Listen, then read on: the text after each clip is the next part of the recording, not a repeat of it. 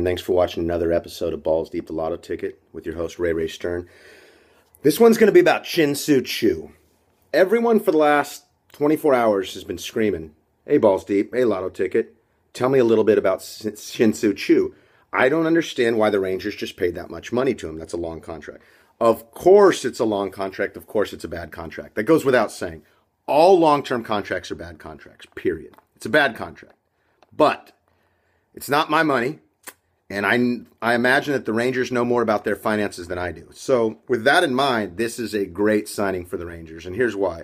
Now, I know a lot of Rangers fans probably haven't watched him a lot.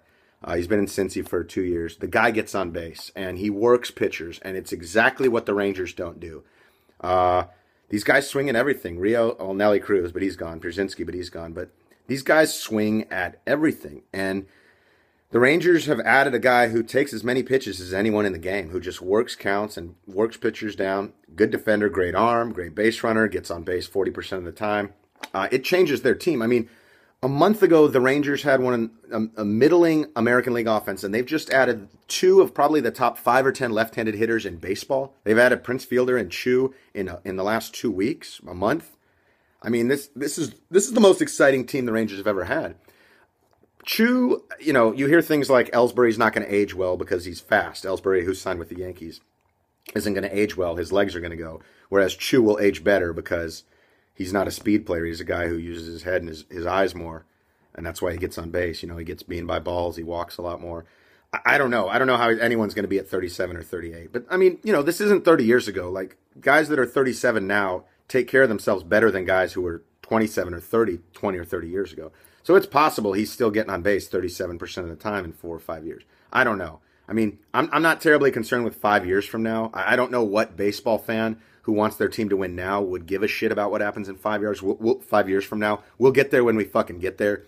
This pickup is great. I'm so happy with the Rangers for doing this. A little worried about the back end of the bullpen, but I think this is a 95-win team now.